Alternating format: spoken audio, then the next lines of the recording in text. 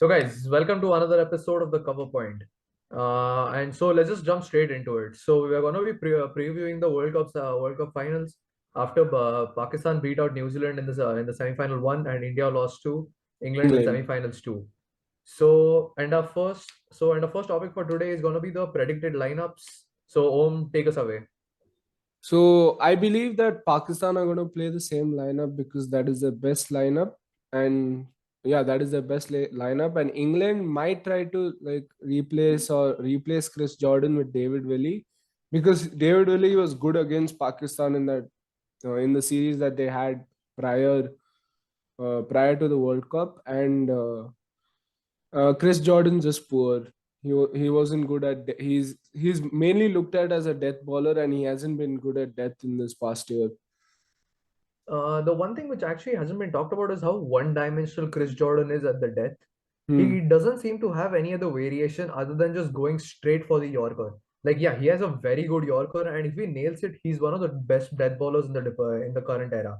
But like, it's very difficult to nail the Yorker six times out of six. So and when you're trying to go for the Yorker, there's very little margin for error. So yeah, and like he just doesn't have the slower one, the bouncer, the wide Yorker. So he's very one-dimensional, in fact. And but I still think they'll go with Jordan just because like chopping and changing in a final is something that is not advisable because like it might Yeah, change the fair, balance of the entire team. fair. So then the moving on to the second one. Moving on to the second topic, we have players to watch out for. First one is Harry Brook. I'll take this one. So Harry Brook, he had a sensational series against Pakistan last time out, where they had like a seven game series. Harry Brook was the man of the series there. He hit like 13 sixes in the entire series. He was striking at 185 with an average of 35. He was just sensational in that series. And second player to watch out for is Philip Salt. Philip Salt hasn't played one ball in the tournament so far. Taken as a he backup uh, opener. he was supposed to be as the backup opener, but then David Malan got is out injured and is in doubt for the finals. So I don't see England playing him. So Phil Sort at number three is a very good option that they have. He's very explosive. Again, he doesn't take much time at the crease. He just comes in and he comes out with an intent to hit. That's it. And he's very good to watch over, and he's very good to watch as well. Any thoughts? Yeah, the thing with England is their whole lineup is explosive. It doesn't put the pressure on the new batsman or the old batsman who's like trying to settle. Their main batsman right now might is Josh Butler. So when Alex Hales is striking at 185 and then Philip Salt comes, he'll strike at 180, 170. So it removes all kinds of pressure from him, and he'll tend to like perform his best. Yeah, out of all the people, is Josh Butler who's playing the anchor role in this Hmm. squad. Like At he's the at last person. 160 strike rate, he's playing the anchor role. He's playing the anchor role, which is absolutely insane, man. This England team, as much as I hate them, they're damn fun to watch. They go out with this like we are winning it at all costs intent, which other teams currently don't seem to have, which is just damn fun to watch. The third player to watch out for is Harris Roth. Hmm. So he was very good in that 7 match series once again, and he's been very good so far in this tournament as well. Aside from the one game against India where Kohli took him apart, but that's just Kohli, so let's leave it at that. And he's been very consistent at the death. He has all the variations in his bag. He's express 145. He can hit the deck. He has a slow one. He has the Yorker. He has the wide Yorker. He has all the variations in his bag. Then we have the opening pair of Rizwan and Babar, who are in form now. I think so. It's safe to call them in form after they led Pakistan to victory over New Zealand, in what was a very comfortable run chase for them. Yeah, good. Yeah. So Harris Roth like picked 8 wickets against 8 wickets, which was the leading wicket taker in the whole series against Pakistan against England last time round, and he'll have experience at this ground, and he'll tend to perform his best. And we were talking about Rizwan and Babar. I felt like Rizwan was always in form. It was Babar's poor form that made him play like slow or bad. And Babar, after Conway dropped his catch in the semi-finals, he's just timing it beautifully. It's like he got his form back from the second ball he played. So if those two perform well, then Pakistan are in the game. Yeah, it's like Babar needed that one thing to go his way, and he Hmm. got it with that Conway drop, and now he's just back in form. Like you could see some of his stroke playing back. I think so. I kind of jinxed him back into form. Yeah, Cause like, fair. cause like in the New Zealand in the semifinal one preview, I was like, oh, Babar Azam is out of form. His stroke playing is gone. His timing is off. He's lost that elegance. Immediately he comes on and he scores a match winning score for his team. I mean, that just shows how class of a player he is to like bounce back in like such a crunch situations. Unlike some Indian players. Okay, yeah. So then there are, I mean, like these are some of the players to watch out from aside from the usual suspects of like the Alex Hales, the Josh Butlers, the Shaheen Shah Afridis. So that's pretty much it. So moving on. We have Shaheen Shah Afridi versus the top three of England. So this is one of the matchups that we have that you should be looking out for. So Om, take it away. I mean, it's not that the top three are weak against left arm swing or weak against left arm pace. It's just that Shaheen Shah Afridi is very good. He has played in the like last three matches he's played. He has like 8 or 9 wickets in like 3 matches. He like picked up his like career career high figures of 20 or something, and he is in form and he will perform at his best for Pakistan. And if he can get 1 or 2 early wickets, he would have almost won the game for Pakistan. Yeah. And considering the game is at the G, there is expected to be pace and bounce here. So I can expect Shaheen Shah Afridi to like just come in, Hmm. just steamroll the top order of England, and then like let the spinners and everyone else get into the act later on. So this is definitely one of the possibilities that we can see. Yeah. So and the second matchup that we have for you is Livingston versus Shadab Khan. I'll take this one. Hmm. So even in all the matches that Pakistan and England have played recently, Livingston, whenever he has come out to bat, he has always come out to face Shadab at most of the times, and he has been very aggressive against him. And I think so. That's just a typical Livingston case. But then Shadab has also put up a fight with him. He has got him out, I think so, 3 or 4 times in like the last 8 or 9 matches that they have played together. So and like Livingston with his extremely aggressive intent and Shadab with his defensive bowling mindset, this will be definitely one of the battles to like keep an eye on. So yeah, that's pretty much it. Yeah.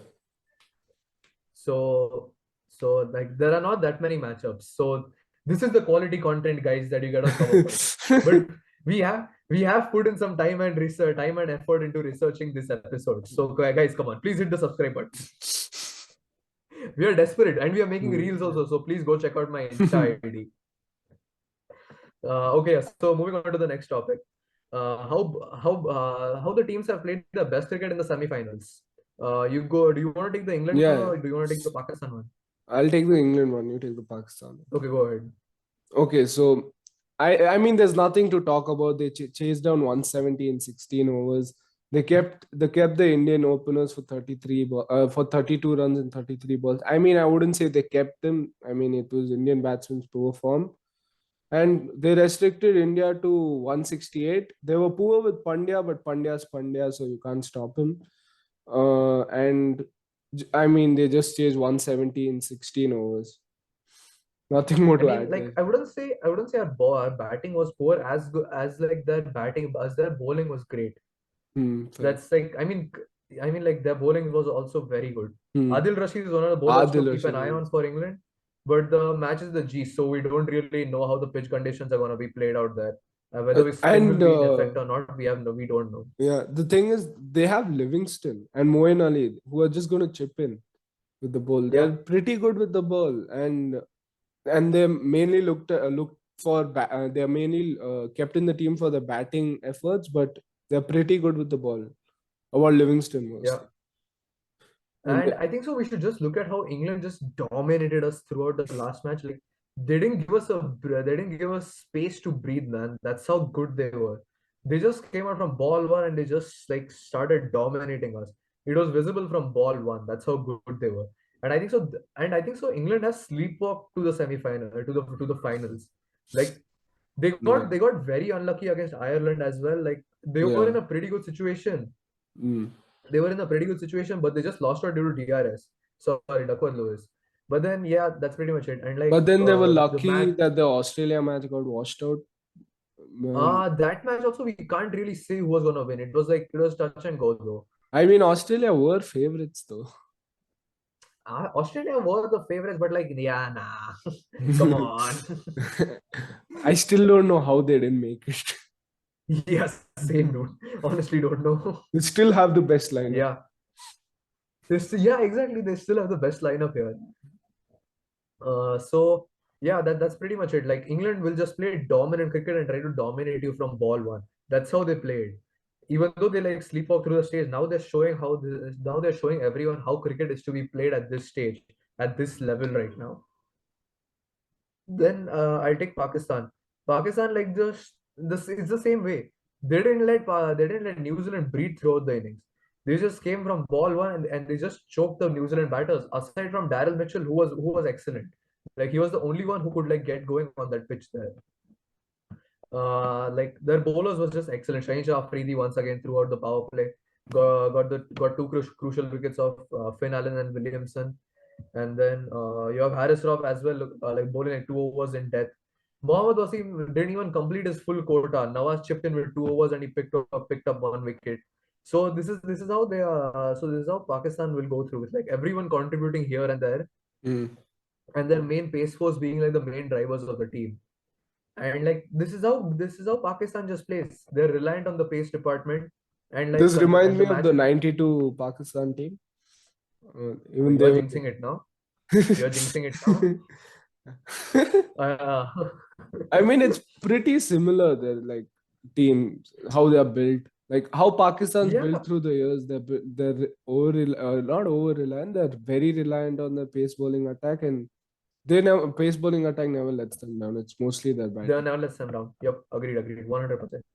So yeah, that's pretty much it. So this is how the teams have played the best cricket so far, and I think so. This final is going to be a tasty Mm. match too. I don't think so. And like both of the matches, both of the semi-final matches were kind of blowouts, where Mm. like Pakistan and New Zealand didn't seem to be were always in cruise control. They never really need to go to the another gear though. So I think so at the G where the pitch might be a bit more balanced and like the toss won't be that much of a like a game winner. You could see more balanced cricket out here. So this is definitely gonna be a good contest. I hope I'm not jinxing it though. Turns out it's a blowout. Turns out it's a blowout. Yeah, yeah. Okay, so we have brushed about the pitch conditions a bit. So let's just get it over with. So I'm guessing the pitch conditions to be very fast, very bouncy, like the typical MCG Yeah. wicket. And I'm expecting like a tennis ball bounce sort of thing where like the ball just kind of sticks into the pitch, so the slower ones at the depth will be effective. Hmm. So it will be difficult to get away with it. So any thoughts on that? Yeah, I mean, if England did have Mark Wood, it would have been a very big advantage for them. But they don't have him, and like their opening bowler is Sam Curran, who like doesn't ball that fast, and along with him, Chris Wokes. I mean, Chris Yeah, Wokes does ball they faster than him, but not the Mark they Wood they they're pace. more of seam and swing bowlers. Yeah, They aren't really like hit the deck bowlers right at hard length and yeah. like bounce the batsman out or something. Even though Sam Curran and Chris Wokes both have a very good bouncer, it's not something that they can do regularly. Hmm. But So I think those talking about Pakistan, Shaheen has swing, Shaheen has seam, Shaheen has pace, Shaheen has everything. they all And have gas, man. Like they have this is four pacers who can ball at. I mean, even Naseem Shah, his pace, his swing. yeah. Naseem Shah hasn't really showed up at this tournament. He hasn't been that good. Like But he showed us how good he is in the Asia Cup, where he got like 3 early wickets or something yeah, against I India. mean yeah. There's no doubting his talent. Definitely that. Like Hmm. it's just that he hasn't showed up this tournament. Hmm. He hasn't taken his chances here yet. Hmm. It's mostly This might Shaheen be his Afridi game. and Harris Trough who's carrying it. What? This might be his game. This might be his game. I don't know, man. I feel like I'm in a jinxing mood and I might just end up jinxing everything. So Yeah, and then the long boundaries and the long straight and square boundaries. Mm. So that means they're gonna be running a lot of twos and threes. So we won't see a very big score of like 170. I think so 160 will be around par here. 160, 155 will be around par, and that'll be Mm. like a defendable total. So like this is once again what I like about the cricket being held in Australia. All three aspects of the part of cricket are in play here. So it's again extremely fun to watch. It'll be where there might be some stressful moments. I'm hoping for it. So yeah, that's pretty much it. So let's just talk about one more thing. Two more things actually. In fact, we have to do the predictions as well. Uh, so let's just talk about the mindset of openers between Mm. Pakistan and England. Mm. So take it away. So I mean, we all know it. Like the English openers are very aggressive because they know they have a depth behind them that even if they get out early, like they will manage to get a respectable score. So they just go in. They just go. They start hitting from first ball, and they come out with a very aggressive mindset. I mean, it's Josh Butler and Alex Hales. And whereas Pakistan's opening is like more of a like calm approach where they tend to like get 40, 45 runs in the power play and then later start building the innings. And it's more like Indian mindset, but Yeah, their it's openers more of actually that. tend to cover it. Yeah.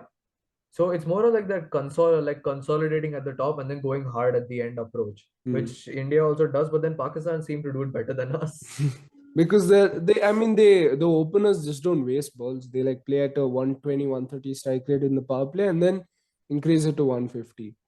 They don't like Yeah, get yeah, out in the first 10 balls after wasting the 10 balls. yeah, exactly. Fair enough.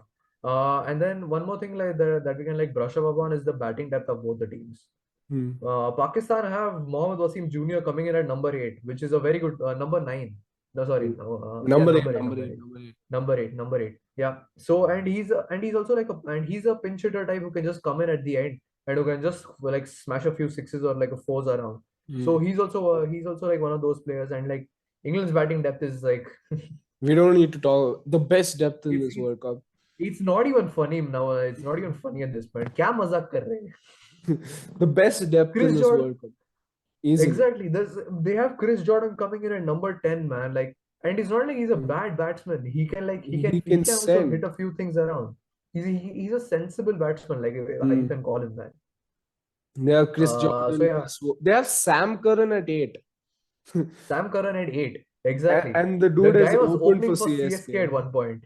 Yeah. Oh man. Okay, so the last thing. Winners prediction. Pakistan. You're jinxing it. No, no, Pakistan. You want England to win, no? No, no, no. No, no, no. You I mean, the reason I'm picking Pakistan is I believe England is a better team on paper and maybe even on the field, but the way the tournament has gone, the way like how Pakistan made it into the semis and the way the momentum is there for them, I believe they will edge it out and they'll win the finals. And it will be a good story at the end of the day, like how yeah. they won the 2022 to 2022 to T20 World Cup. The narrative, not like the narrative, but like the narrative of how Pakistan reached the finals is definitely a very good story right now. It's Hmm. like from almost being down and out after losing to To Zimbabwe. Zimbabwe, and then Netherlands beating South Africa and them reaching the semi-finals that way. It's a very good story, man. Hmm. I feel like we should do an editorial episode about this as well, but Yeah. then like we can't make that much content. Yeah, so my prediction is also going to be Pakistan. I'm not jinxing it. Like I definitely didn't expect them to be at this stage again Same. after what happened last time around when they lost out to Australia in the semifinals. But like yeah, they they were kind of unlucky against India to lose out, even though they bottled it. And like losing out to Zimbabwe was once again a bottle job. But Hmm. then like coming out of that stage and then beating New Zealand, they have a very good squad right now, and then their team's just better suited to this ground. I feel like to the MCG Hmm. with their pace quartet like of Wasim, Naseem, and Haris Rauf and Shaheen Shah Afridi. I think so. They're just better suited to this ground. And their batsmen are also like more of like rotating the strike around, going for running the twos hard, and then running the threes, and then like just looking for boundaries and not going for sixes. So I think so that's where Pakistan might just end up winning the game. And And like they're yeah, and the go ahead. 1992 World Cup was held in Australia. Oh, okay. So now we're bringing out the coincidences. Similar lineup, similar stories. Yeah. Babar So I think Azam for so. I Prime think so. Minister 20 years from now. 20 years. I was just gonna say that. You said it before me. I, I was just waiting for you to finish your point so that I can say that joke there. Oh, oh man. So yeah, that's pretty much it from this episode, guys. It's a small one, but it's a preview that we're doing. So yeah, it's obviously gonna be a short one because like we can't talk about it. We can't talk about a preview for like 20-25 minutes. So Right. yeah, thank you guys for tuning in. Thanks. So make sure to subscribe and hit the like button, guys. We're desperate for it. We are Yes. making reels also at this point. So please subscribe, guys. And Please thanks for subscribe. tuning in once again. See you. Bye.